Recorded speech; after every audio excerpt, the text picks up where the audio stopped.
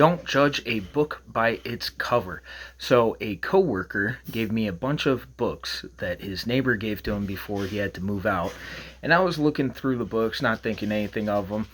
There's quite a few titles that I plan on reading. There's quite a few that I probably will end up donating, and that's cool.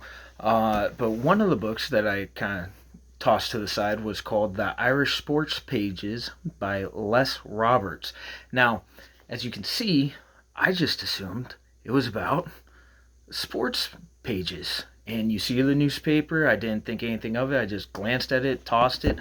Turns out the Irish Sports Pages is actually a slang term for the obituaries because we as Irishmen kind of historically have sucked at sports, and back in the day, especially in Cleveland, Irishmen were really good at killing each other, so that's why the term Irish Sports Pages came to be.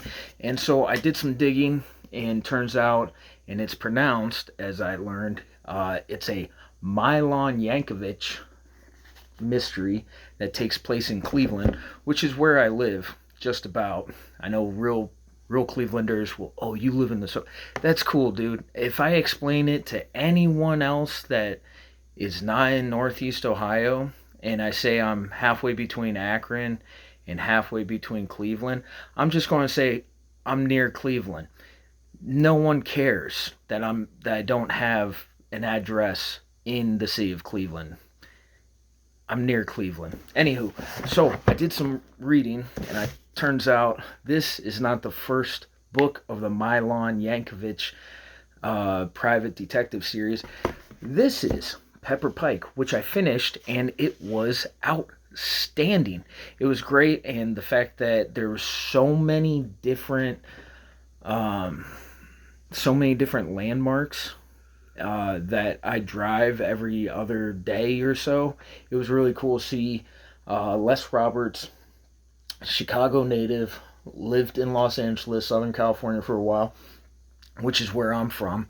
And then he decided to retire to Stowe, Ohio, which is Northeast Ohio, which he doesn't, even though that's Summit County, you look at the biographies on him, oh yeah, he retired in the Cleveland suburbs. And me, even though that I'm in Twinsburg, which is technically an Akron suburb, no one really cares about Akron as much as they care about Cleveland, apparently. He lives in Cleveland suburbs, so I thought it was really cool. He spent a bunch of time in Southern California, which is where I'm from, retired to Northeast Ohio, learned to love Northeast Ohio just like I have.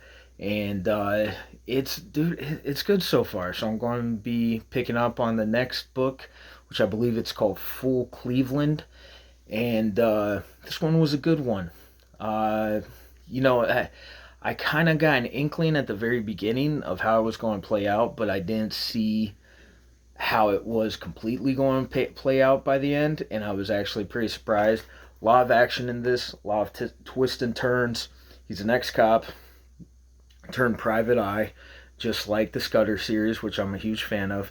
And overall, I'm going to be doing more reviews on this, and shout out my coworker for giving me like 30 or so books that I'll probably end up doing a video on here shortly about, as well as a few more pickups as well that I've gotten recently. So shout out to my coworker for donating all these books. He's not into reading, apparently. He's into manga. Hey man, each their own. And that's why he was like, hey, I see you read on lunch. Hey, would you want some free books? And I was like, trying to contain my excitement. And I was like, oh, yeah, I mean, if you're just going to throw them away or donate them, like, I'll read them first before I donate them. And so shout out him, Les Roberts, Irish Sports Pages. I look forward to reading this. Les Roberts, Pepper Pike. I just got done reading it. I finished it in a day, and I gave it a 4.0. I am a little biased because it said so many streets that I drive every single day, as well as places that I go to on a regular basis. So if you take away the location of it, I'd still give it like a 3.8, to be honest with you. But definitely a good read. I'd check it out. All right.